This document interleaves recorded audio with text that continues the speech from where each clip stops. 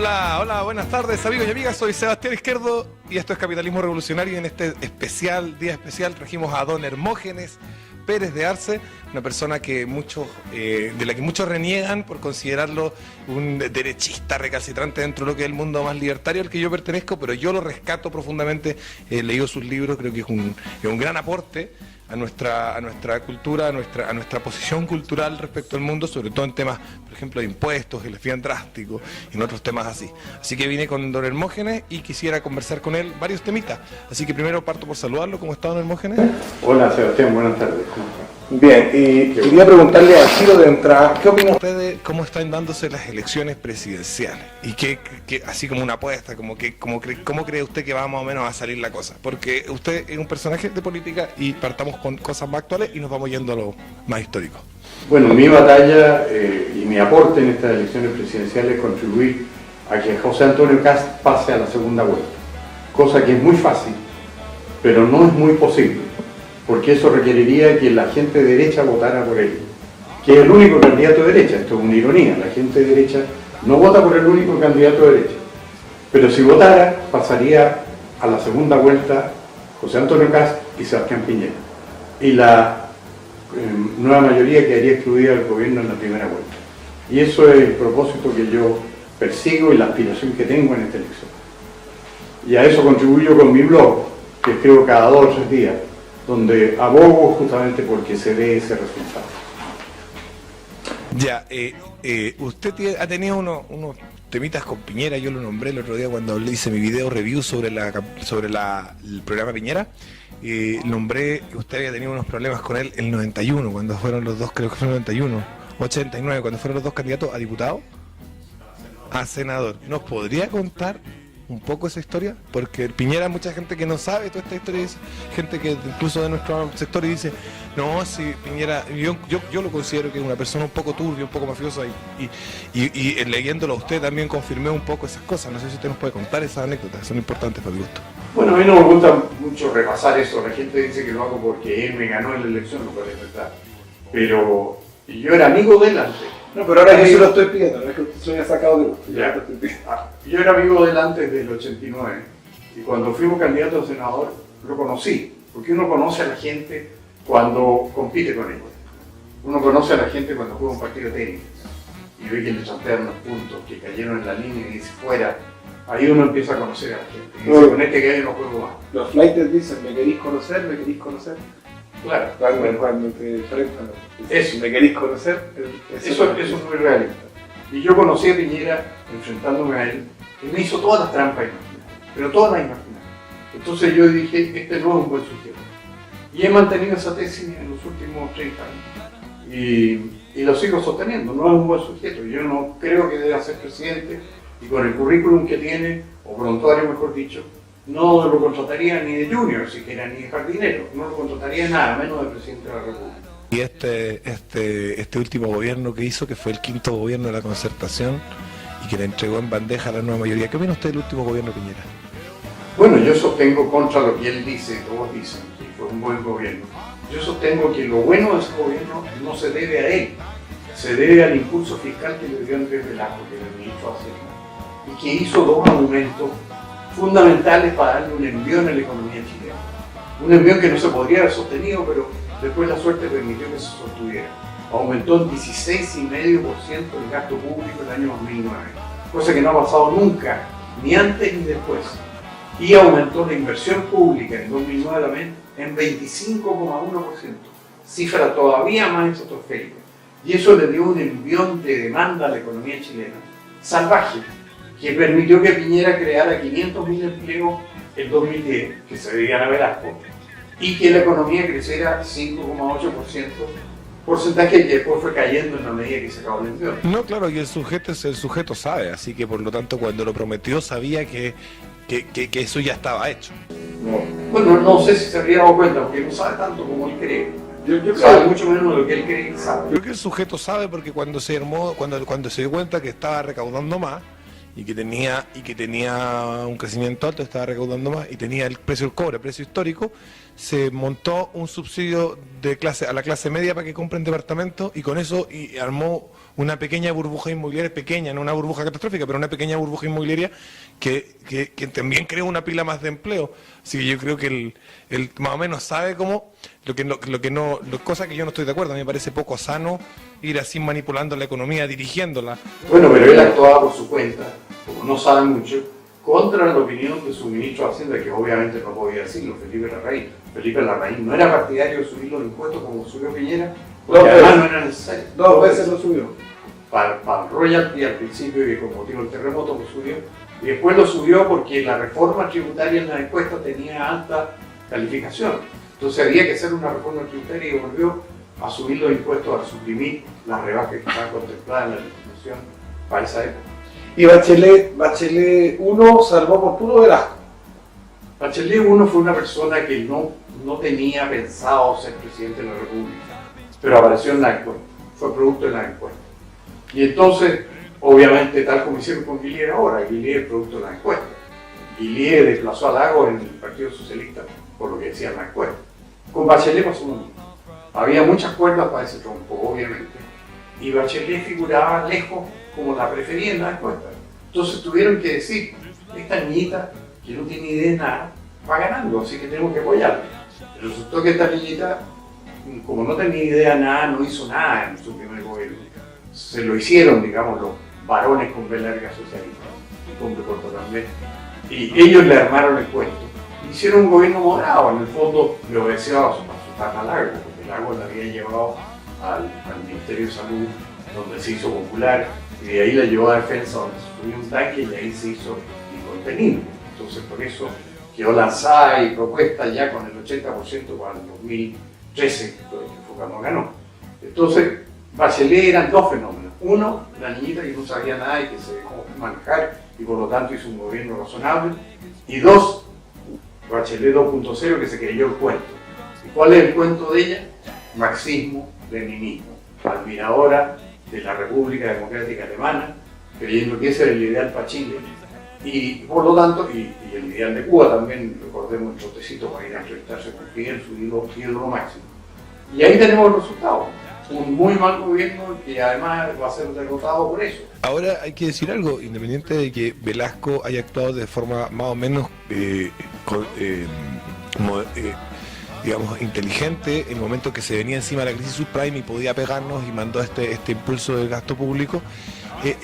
Sí, además tenía la plata, pero el gasto público uno sabe que independiente que uno tenga o no tenga la plata, después no se puede echar atrás, es muy difícil bajarlo. Es fácil subirlo, pero es difícil bajarlo. Y hoy en día estamos igual producto de esas medidas, y sobre todo por producto de Piñera, que era supuestamente derecha, que tenía que haber atajado eso, no lo hizo, y tenemos con déficit fiscal, con deuda pública, y eso es muy peligroso. Cuenta los rumores de Palacio que a Bachelet le gustaba ir a donde el ministro de Hacienda a pedirle plata para cosas más locas imaginables.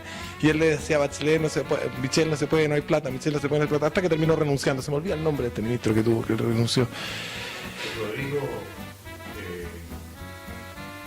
Valdés. Es Valdés, claro, él fue el que renunció, pero cuenta la leyenda que el rumor de Palacio que Bachelet iba todo el tiempo a pedirle plata para cosas ya más locas, imposibles. Así que el punto es que de pronto lo que hace Velasco, si bien Velasco es una persona que yo respeto mucho, creo que es de los de izquierda el más decente, por lejos, en el fondo es abrir un grifo que después yo creo que va a costar muchísimo cerrar. Bueno, que Velasco lo que tenía era el colchón de los fondos de reserva que están invertidos en el extranjero, que llegaron a ser 30.000 millones de dólares, que ahí se debía eso a justamente a la política de Nicolás Izaguirre cuando fue ministro de Hacienda, que inventó esto, de acumular, y por eso creó este presupuesto que es cíclicamente equilibrado, o sea, no se fija en cuánto entra y cuánto sale, sino que siempre va dejando una reserva. Claro. Y entonces ellos, Nicolás Izaguirre Prudente y Velasco, acumularon enorme cantidad de reservas. Y era cuando Frey reclamaba, porque Frey y Tagle no entendía esta cuestión, y reclamaba de que ¿por qué no nos gastamos las reservas? Y decía, le vamos a dejar 31.000 millones de dólares a la derecha, decía. si no la gastamos. Y fue más o menos así. Pero ahora tenemos una deuda de 50 y tantos mil millones de dólares, con el interés y todo son como 66 mil millones de dólares. ¿Vale? Es pesadito, es como el doble de lo que teníamos ahorrado. No, pero a ver, empecemos con Sebastián Piñera, que aumentó la deuda, que era del 8% del PIB, del Producto Interno Bruto, al 12% del PIB en su gobierno. O sea, no tiene nada que estarle criticando a la Bachelet. La Bachelet lo ha aumentado del 12 al 20 y tanto, pero él lo aumentó del 8 al 12, o sea, del PIB.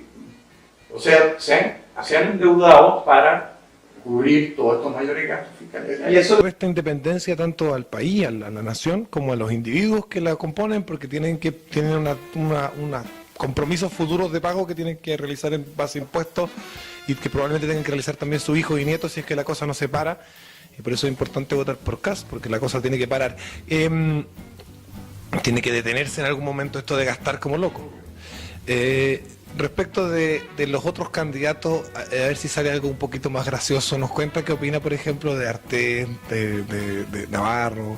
Bueno, Artés es estrictamente marxista-leninista. Estalinista sin ningún renuncio. Y además es un tipo que yo creo que hasta lo podrían meter preso por las cosas que dice. En otros países sí, en Alemania se va preso. Hay que cerrar el Congreso si no aprueban las leyes que yo propongo. Y las leyes que yo propongo expropian todo sin pagar. O sea, es un revolucionario al extremo. No, es un reaccionario al extremo, él quiere volver a la monarquía. Nosotros queremos más revoluciones, más capitalismo, más liberalismo, más democracia, más república. A mí me gusta ese punto de vista. Yo sostengo que el gobierno militar hizo una revolución. Y yo quiero escribir sobre eso, que aquí en Chile hubo una revolución militar. 73-90. Nosotros le hemos cambiado el nombre a todo el asunto. Claro, pusimos una no de pronunciamiento. No, nosotros le pusimos otro nombre novedoso. Eso lo creó un amigo que tiene un diario que se llama Letras Libertarias. Él me dijo, mira, ¿por qué no le decimos toda esta cuestión de esta forma? Un día que estábamos en el sur en una gira, yo estaba dando una charla sobre la importancia de los valores occidentales, incluso para la gente atea como yo, en el sur. Y él me dijo, mira, ¿por qué no lo llamamos así? Entonces dijimos que esto se iba a llamar el periodo de reorganización nacional. Y el periodo de reorganización nacional empieza con Allende. Y hay un experimento socialista de izquierda. Después viene del 73 al 75 hay socialismo de derecha. Del 75 o sea, siguió habiendo control de precios, la revolución de derecha empezaría el 78.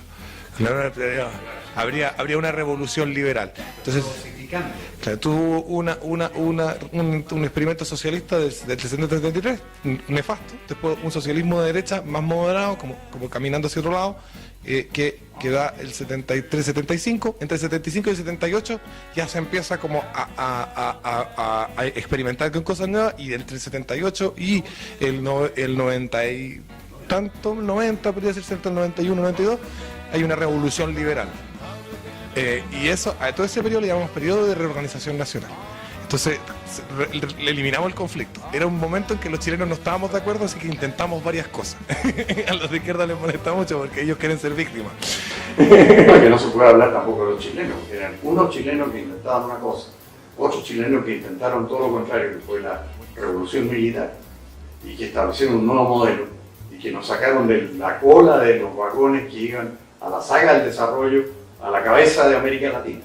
Y eso es lo que Clinton llama la joya más valiosa de la corona latinoamericana. Eso dijo Clinton en el gobierno del 91.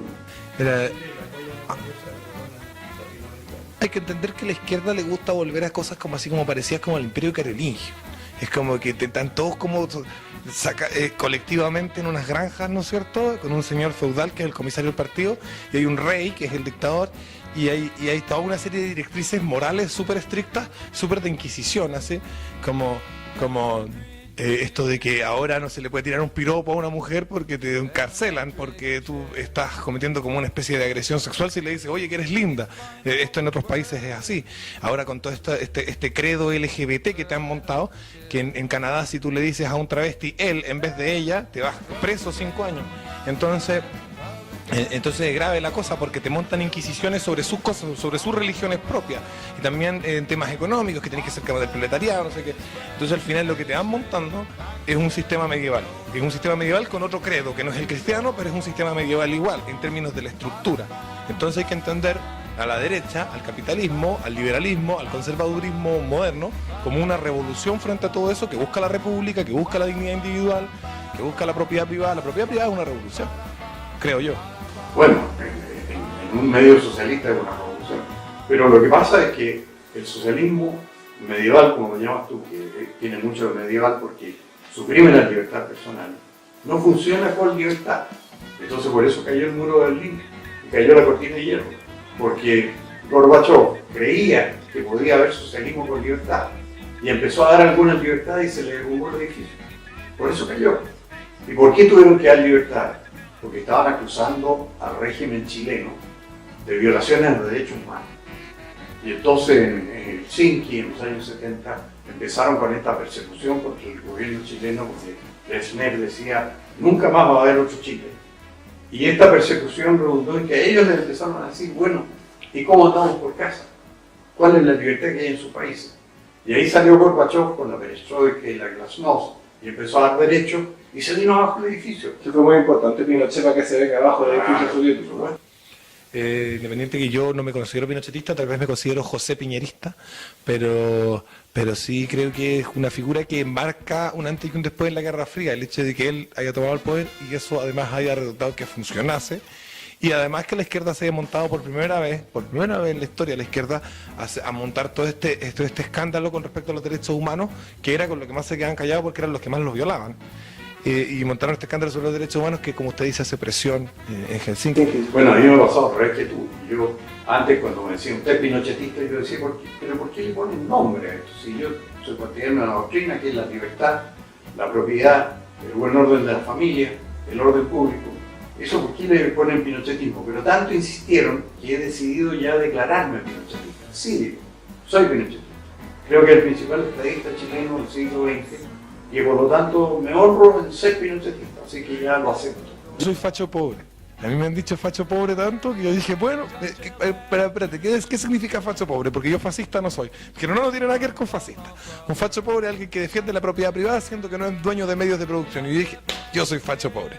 Soy facho pobre desde nacimiento y hasta la muerte. Soy facho pobre, pero completamente. Y de hecho tengo unas poleras que vendo yo que dicen orgullo facho pobre. Varios me las han comprado. Hay harta gente que se enorgullece de sentirse facho pobre. Y ese sí es la etiqueta de la izquierda que yo sí agarré. Pero no se atreverían a usar la polera que dijera yo soy facho. Porque lo de pobre es la regla, la polera. No, porque es que la izquierda te dice facho pobre porque reconoce que está perdiendo a las clases proletarias, y eso yo que estudié mucho Marx y hago un análisis de clase actual, y digo, la izquierda no tiene por dónde agarrar a los pobres.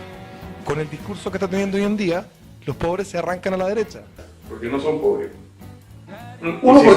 Si son pobres patrimonialmente, tienen la tarjeta de crédito. Claro, no, pero débito, no son no pueden comprar. No son tan pobres como para comprarse el discurso de la izquierda, y además porque la izquierda le está vendiendo un mundo que para ellos es una pesadilla. Al obrero de la construcción que tiene una familia con 3-4 hijos, lo lleva el fin de semana al McDonald's a los niños a comerse una cajita feliz para que lo pasen bien, y el Girardi les quiere prohibir el juguete. Después él llega a su casa a la noche, quiere ver el Morandé con compañía, y la Camila Vallejo piensa con que es una objetificación de la mujer y que las minas tienen que estar tapadas en la tele como monjas porque el feminismo y la cacha la espada. Y después él quiere comprarse un auto y viene el otro y le dicen, oye, es que eso contamina. Y entonces el discurso, los discursos que tiene la izquierda, ecologista, feminista, no sé qué, como del estado terapéutico, como que le vamos a cuidar a usted que no coma sal y todo eso, va directamente en contraposición con los intereses de la clase obrera. Entonces, hoy en día a la clase obrera no le queda otra que refugiarse en la derecha. Los izquierdistas lo asumen, lo observan, y en lugar de decir, hey, estamos haciendo algo mal, se burlan y empiezan a usar insultos clasistas y le dicen, oye, tú, facho pobre, que defiendes a tu patrón. Bueno, mejor defender a mi patrón que el hueón que me quiere quitar el auto porque contamina, las minas ricas porque el feminismo, que me quiere quitar la... No sé si me entiende. Sí, entiendo perfectamente. Bueno, ahora se produce un absurdo, que es que el gobierno de Piñera, que creó 500.000 empleos en 2010, o sea, la mitad de todos los que creó, gracias al impulso que le dio Velasco, está cosechando eso como si lo hubiera hecho él. Y la gallá, mucha gallá pobre vota por Piñera porque dice ahora pega, porque dio pega antes, pero las pegas se las dio gracias a Velasco, no gracias al programa de Piñera, que incluso Piñera, como fue un mal gobierno, terminó disminuyendo la inversión pública en 2013. O sea, el último año de Piñera fue de disminución de la inversión pública. ¿Tiene un bisabuelo Hermógenes que era intendente o algo así de la... Delegado de la Intendencia del Ejército en la Guerra del Pacífico? Hablemos de los Hermógenes, porque hay muchos Hermógenes por darse. No, o sea, pero para el nombre raro y el apellido desconocido, todo eso, ahí son bastantes. O sea, hay una línea dinástica, digamos. Usted también a su hijo le puso Hermógenes, digamos. Y a mi hijo, a su nieto, a su hijo también. O sea, tenemos Hermógenes por hace para rato. ¿Y cuéntanos un poco, porque ahí hay una línea dinástica y todos han sido más o menos importantes. Su padre creo que también era columnista en Mercurio, de hecho. No, mi abuelo hizo toda la carrera en el Mercurio, desde director, gerente general, presidente. Toda su vida trabajó en el Mercurio. Desde el año 1901 que se fundó hasta que se murió en 1985. 85 años en el Mercurio. 85 años en el Mercurio. No, cuando él había nacido antes. Murió de 85 años. Estuvo desde 1900 cuando se fundó el Mercurio hasta que se murió en 1958. Toda su vida en el Mercurio. Tuvo 58 años en el Mercurio. Y antes, pero partamos por su bisabuelo, que este era intendente... Secretario de la Intendencia del Ejército durante la Guerra del Pacífico. Él era según mi papá, que es muy estudioso de historia, y a mí, yo como que un poco recojo la historia de él, porque la verdad es que ponerme a leer, a mí me da un poco de lata, prefiero leer economía, que me entretiene más. Entonces, me dice que era una de las pocas personas muy eficientes y trabajadoras que hacían funcionar el ejército en esa época, y después tuvo un cargo también en alguna región, parece. Pero nos podría contar un poco, después él tuvo un hijo que hizo qué, y así para que vamos... Bueno, él antes de la Guerra del Pacífico había sido intendente de Lebu. Él nació en Valdivia. Y se llama Hermógenes no por voluntad de su madre, porque él es hijo póstumo. Su padre murió poco antes de nacer él.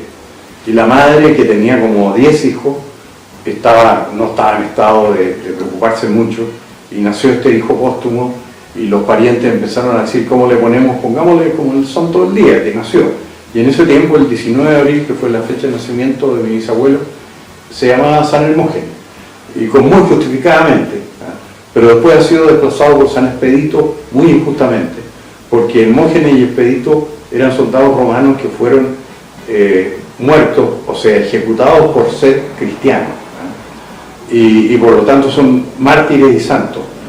Pero se ha hecho famoso San Expedito porque dice que hace milagros muy rápidamente, y San Hermógenes, que murió junto con él y por la misma razón, ha sido desplazado del santoral. Tal vez tiene menos eficiencia en los milagrosos.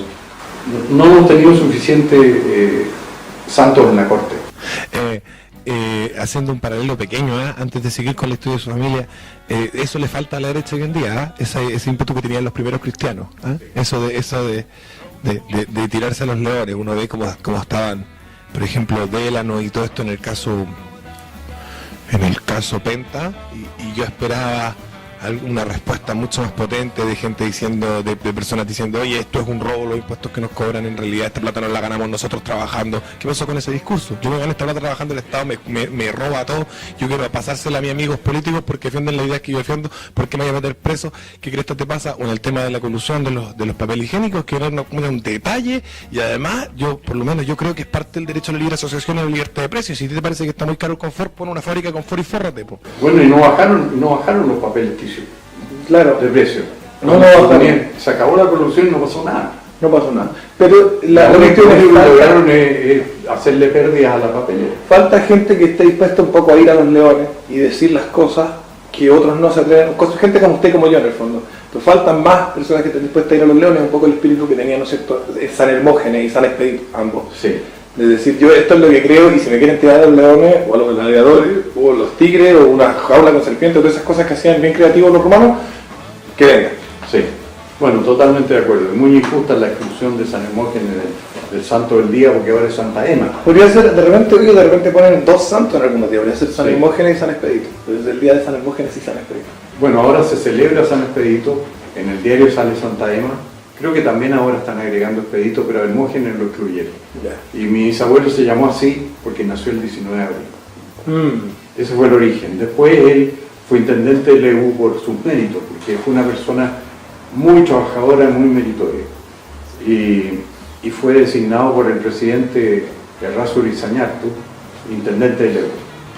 Y después en la Guerra del Pacífico lo contrataron justamente para organizar todo lo que es el abastecimiento, la logística. Por eso en la Intendencia del Ejército se dedica a eso. Y por eso él era delegado de la Intendencia del Ejército, en Lima. Y el otro día del Mercurio me llamaron para preguntarme si tenía algún cuadro que tuviera alguna historia interesante en mi casa. Y justamente tenía uno que era de mi bisabuelo, porque cuando Chile se retiró, cuando el ejército chileno se retiró de Lima, los vecinos de Lima le quisieron regalar al intendente de Lima, bajo la Constitución chilena, que era el almirante Lynch, un cuadro. Y el almirante Lynch dijo, mire, la verdad es que el que organizó aquí, impidió los abusos, ordenó la tropa para que se portara bien, en fin, fue este caballero que es don Hermógenes Pérez, le paso el cuadro a él. Y quedó en mi familia, y lo tengo yo porque me llamo Hermógenes. Entonces esa era toda la historia que había detrás del cuadro, que era una virgen muy bonita, regalada por la ciudadanía limeña a los chilenos por haber hecho respetar a los vecinos contra los excesos de la tropa. Y después viene entonces su abuelo que trabaja en el Mercurio durante... Ese era hijo de don Hermógenes. Y También Hermógenes. Guillermo. Ah, no, él se llamaba Guillermo. Sí. Ah, ya. Y se interrumpió y tuvo un hijo porfiado, que era mi padre, que se llamaba Jorge. Él no le puso a ninguno de sus hijos Hermógenes.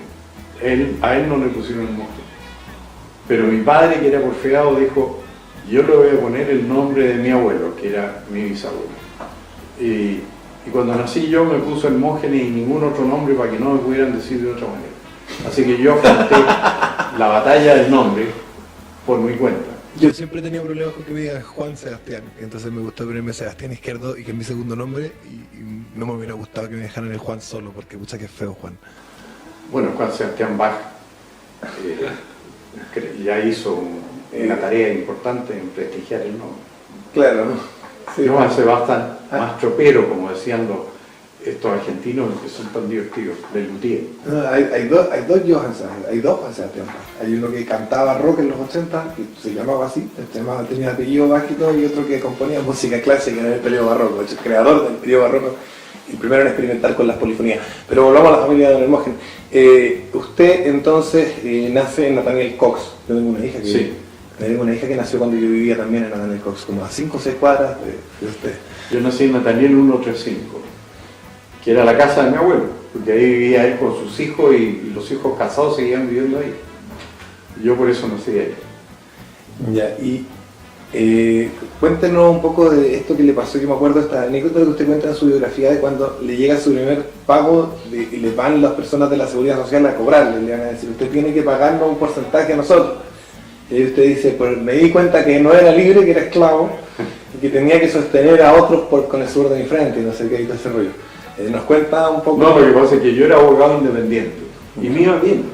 Cuando estaba recién recibido, yo trabajaba con un abogado muy distinguido, que tenía buena clientela, y entonces, cuando me recibí, terminé socio de él.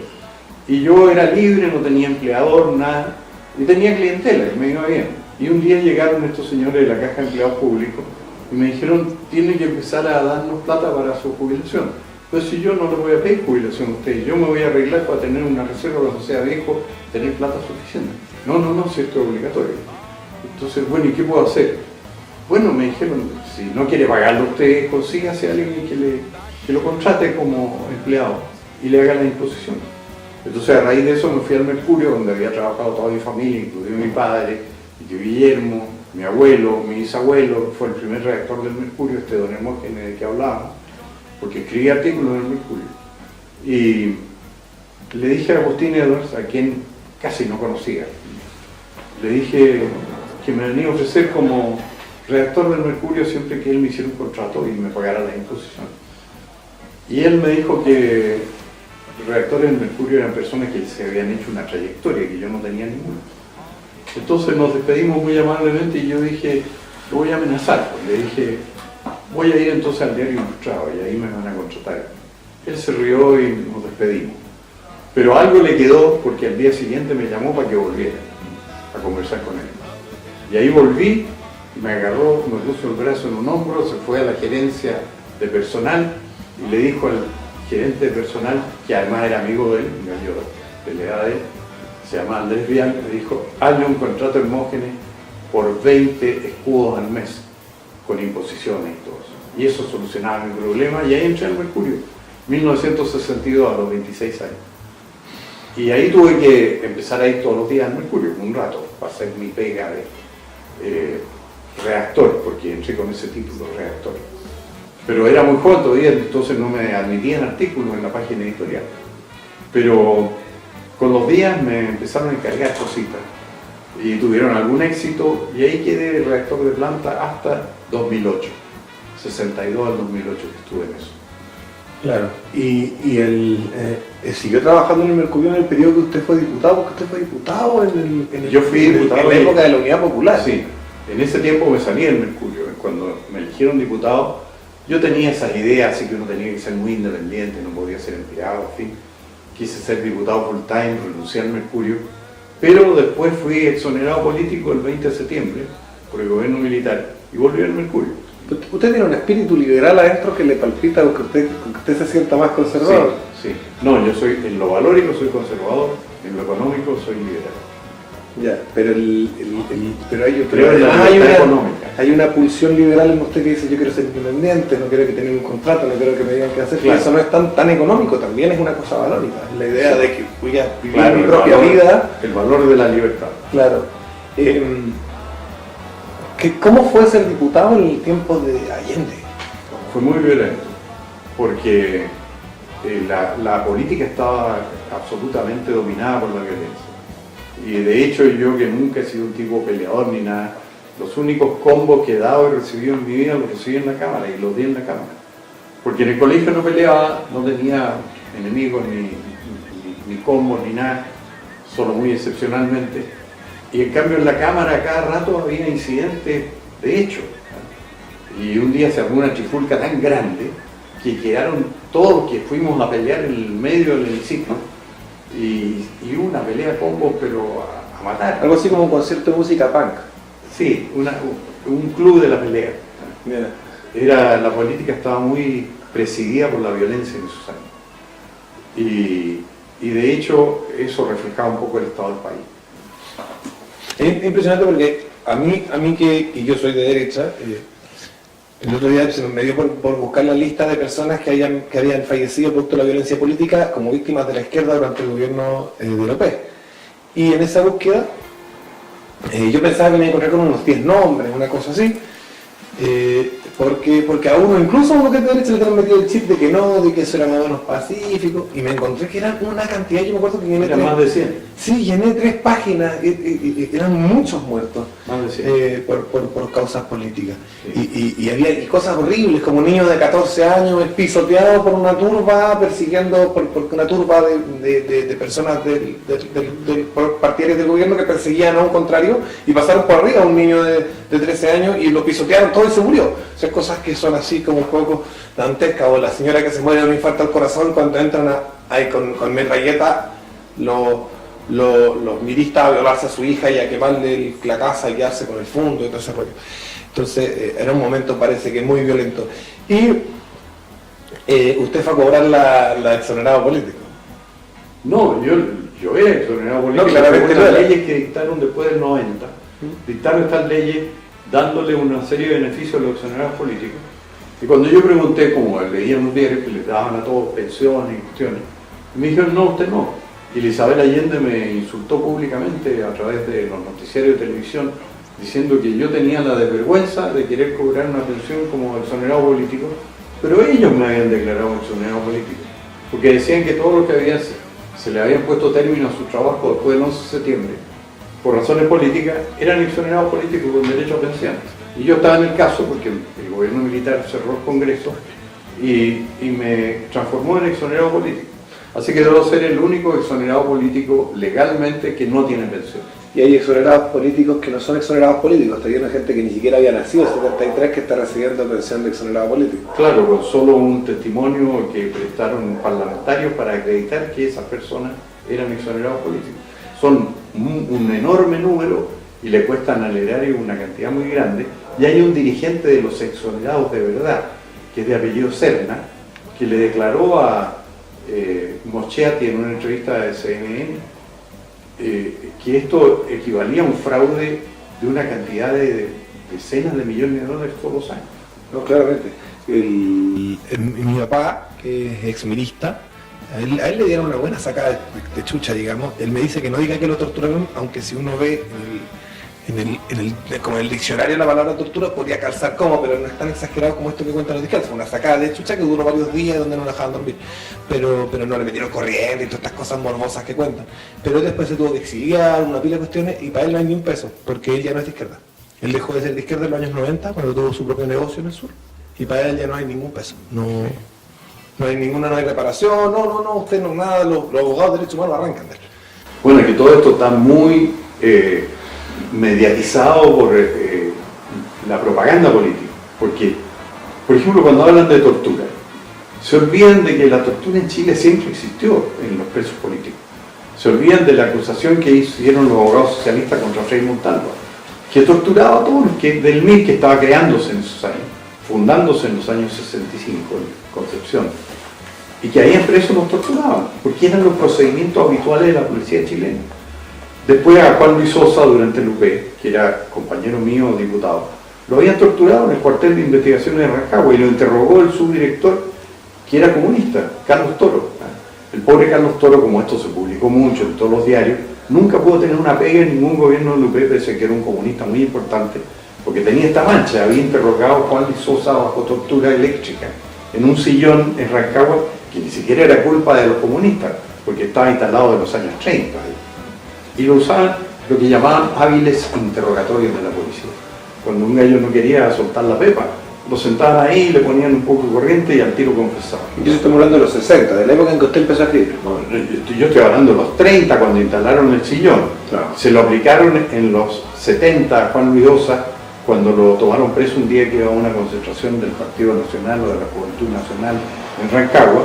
Lo tomaron preso y decidieron que estaba conspirando contra el gobierno. Y para que confesara la conspiración, que no existía porque iba a una reunión, ¿no?, lo pusieron en el sillón con electricidad para que dijera: sí, queremos votar a Allende, que eso era lo que querían que confesara. Y de haber confesado todo eso, y el pobre quedó exánime, hasta se le cayó el pelo con las torturas eléctricas. Pero las torturas son muy inútiles, porque uno realmente le puede hacer que la gente diga lo que uno quiere que diga, pero no lo que de verdad están diciendo es la verdad. Bueno, no son tan inútiles porque Estados Unidos legalizó la tortura y permite unas formas de tortura que yo creo, no sé si la aplican hasta hoy, pero en Guantánamo la aplicaban. Una es el waterboarding, que eso está aceptado, que es meterle la cabeza al agua hasta que confiesa. Entonces lo mantienen unos minutos debajo del agua y ya a la tercera metida de cabeza dice todo. Y así descubrieron a dónde vivía Bin Laden, para matar. O sea, a los musulmanes les ponen música de metal, porque es pecado para ellos escucharla y no es tortura según ningún canon internacional, y ningún canon internacional dice que sea tortura ponerle metal a los presos. Ni siquiera se la ponen fuerte, si ni siquiera es como un sonido estudiante, no, es música metal. Y para ellos es pecado escuchar eso. Entonces los musulmanes empiezan con que no se van a poder ir al cielo si siguen escuchando esto, así que tienen la opción de confesar y perder las gracias de Allah, o seguir escuchando esto y también perder la gracia de Allah. Oye, no, pero yo quería hacer otro punto sobre esto de la tortura, porque se le han cargado todo al gobierno militar. Cuando lo que hicieron los militares, que tenían 20.000 guerrilleros en armas en Chile, y cuando caían presos los interrogaban, fue llamar a los gallos de investigaciones, que eran expertos en interrogatorios. O sea, aplicaron las normas que aplicaban Frei Montalva y Allende.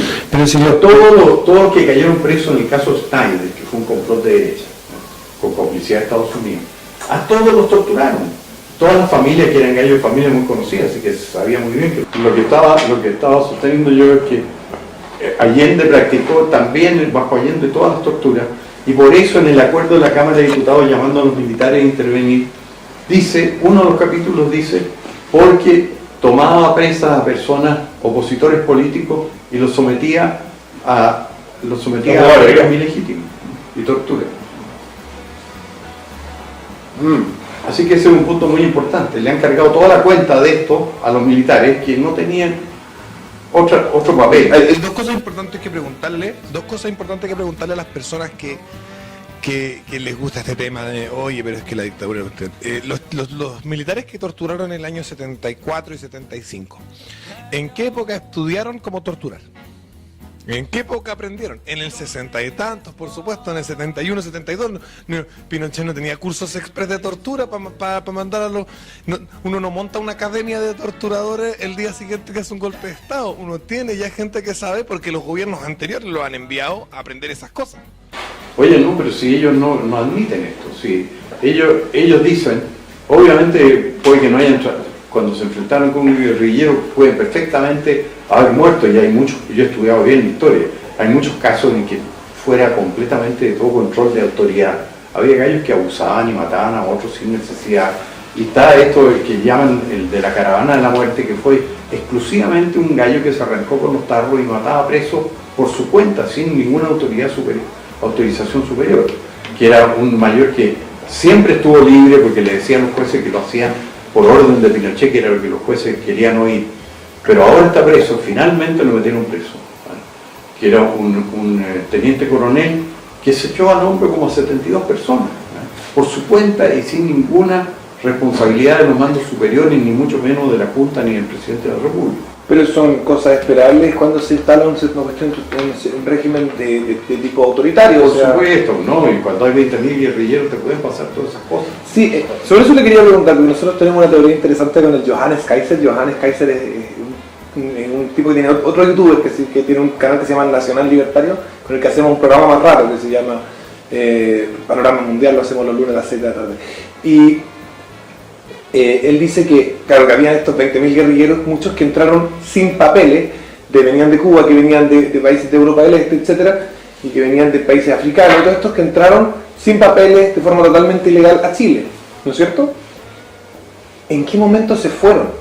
Esa es la pregunta que nos hacemos, porque creemos de pronto que tal vez a los comunistas y a la gente de izquierda y a la Unión Soviética, etcétera, no les convenía decir que estaban estos 20.000 acá, y al gobierno militar tampoco le convenía decir que tal vez había matado a estas 20.000 personas, porque se habla de combates largos con ametralladoras en el centro y cosas así, que uno dice, ya, pero no pueden haber muerto tan pocas personas si estaban todos disparándose en las torres del San Borja, por ejemplo, que hubo una batalla como similar a Vietnam, supuestamente, según cuentan testimonios, de balazos para lado y lado, tanto de la gente de izquierda que estaba en el edificio como los militares que estaban tratando de entrar. Entonces, probablemente hay muchos más muertos que no tenían ni siquiera papeles y que eran verdaderamente soldados de la izquierda acá en Chile. ¿Qué opina usted de eso? No, yo opino que esa gente se asiló y arrancó antes que nadie. Especialmente los cubanos, que eran muchos, eran miles. Se asilaron inmediatamente y partió un barco con permiso de la Junta, por decirlo de alguna manera, lleno de cubanos, que arrancaban del golpe cuando se produjo. Pero la OEA acreditó que eran entre 13 y 15.000 los extranjeros entrados clandestinamente a Chile. Ahora, muchos de esos pueden haberse ido después, de la misma manera que entraron, porque los muertos que se han investigado fueron 3.197 entre el 11 de septiembre del 73 y el 11 de marzo del 90, no fueron más. Entonces eso está completamente determinado y precisado. No, que son, además son 423 muertos por la izquierda. Pero ahí estamos hablando de muertos identificables. Pero ¿qué pasa con esta gente clandestina? No podríamos haberla cuantificado porque no podríamos haberla identificado. Es que si uno suma todas las personas que han sido encontradas, los restos que no han querido identificar, que están todavía en el cementerio general, otros que hay en el Instituto Médico Legal, y los que han reaparecido, porque hay supuestos desaparecidos que reaparecieron en los últimos años, han reaparecido como 6. Hay uno que está trabajando en el gobierno, ¿no? Bueno, hay varias cosas que no se han podido precisar bien. Hay uno que dicen que estaba preso por un secuestro permanente, pero que tuvieron que liberarlo porque resultó que el secuestrado estaba viviendo en el Perú y que estaba documentado todo eso. Yo lo busqué en la página del Poder Judicial y no lo podía encontrar. Entonces, si uno suma todas las personas cuyo destino se sabe, qué le pasó, con los restos que están sin identificar, es igual al total que declaran desaparecidos, que son 1.102. Ese es el total. Entonces, el problema de los desaparecidos no existe en este momento. Se sabe qué le pasó a cada persona. Lo que pasa es que había casos como cuando se arrancaba un militar con los tarros y fusilaba, como ahora tienen a Cheide procesado por La Serena. Ahí fue un oficial que por su cuenta llegó y fusiló a 15 gallos. Y Cheide fue inocente de eso, aunque estaba ahí. a Cheire lo están procesando por haber estado ahí. No vamos a ser nosotros los que defendamos a Chile.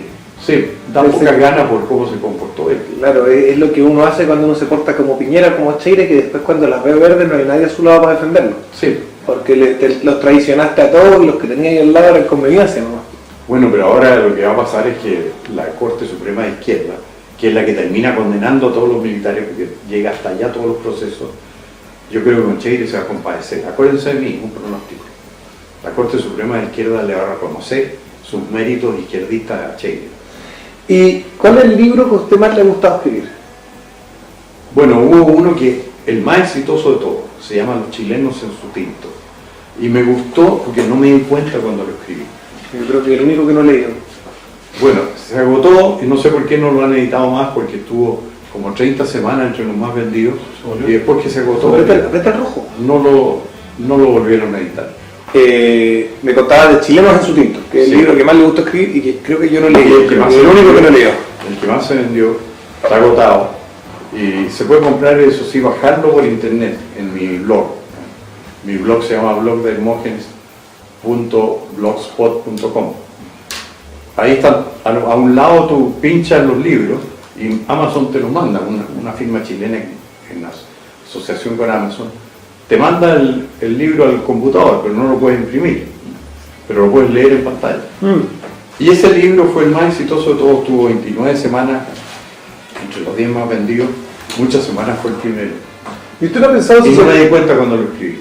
usted no ha pensado si se monta 1.cl? Si usted se monta 1.cl, ¿cuánta plata ganaría por AdSense? ¿Cuánta gente lo visita a usted?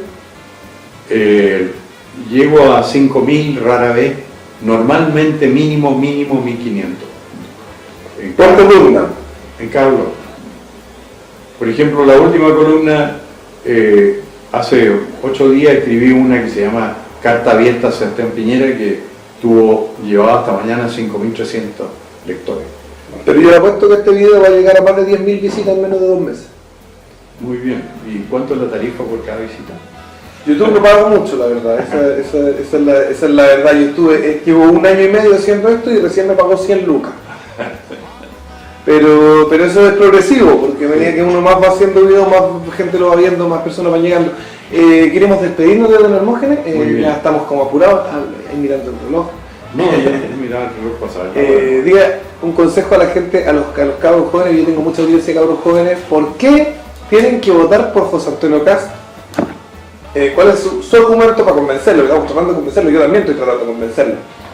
Bueno, mi argumento básico es que es muy fácil que José Antonio Kast pase a la segunda vuelta, junto con Sebastián Piñera, que tiene prácticamente, según todas las encuestas dicen, asegurado su paso a la segunda vuelta. Ahora, ¿cómo pasa Kast? Muy fácil, que la derecha vote por él. Si la derecha vota por Kast, pasa a la segunda vuelta. Pero los derechistas están obnubilados con Piñera, que no es de derecha, y que ha perseguido a los militares como nadie, mucho más que Edwin los ha perseguido, porque de las 1.800 querellas que hay contra los militares, 1.000 las interpuso bajo el gobierno de Piñera y con su secretario Rodrigo Villa, muy activo ahí para querellarse contra los militares, que además por delitos inexistentes, porque O sea, pero sin prueba suficiente. Heinz Peter tenía un cuadro de Allende en su oficina, con eso lo decimos todos. Claro. Y Hitzpeter dijo, hemos ganado con las banderas de la izquierda, así que la confesión de parte relevo prueba. Entonces, ¿qué es lo que le digo yo a la gente? De derecha, voten por Kast. Y se acaba la concertación, el gobierno de la nueva mayoría, en primera vuelta, porque Piñera está asegurado a la segunda vuelta, y de lo que se trata es de que Kast saque más votos que todos los de la izquierda, que son 6. El espectro de derecha se divide en 2, el espectro de izquierda se divide en 6. Entonces es muy fácil que una suma dividida por 2 gane a todos los de la suma que está dividida por 6. Digamos que el 50% que se divide por 6 y un 50% que se divide por 2. Por lo tanto, lo lógico sería que nosotros saquen como 15% cada uno. Menos. Un 10% cada uno. 10%, menos de 10% cada uno si se divide 50 en 6. Y el otro que sacaran 25-25 y pasaran los dos a segunda vuelta. Eso es la idea. No sería lógico, pero probablemente no suceda. Si la gente de derecha se comporta como persona de derecha, va a suceder. Entonces hay que pedirle huevos a la derecha, cuesta. Y no solo huevos, porque pedirle cerebro, ¿no? Si es cuestión de que piensen un poco. Yo creo que tienen mucho miedo que gane Guillermo. Yo lo he visto y es más pánico que otra cosa. Pero es que entonces que voten por Kast y derrotan a Guillermo. Si Guillermo no puede pasar del 20%. ¿Está claro? Claro, totalmente claro. Qué Espero bueno. que le hagan caso a otras mujeres. Yo me voy a despedir.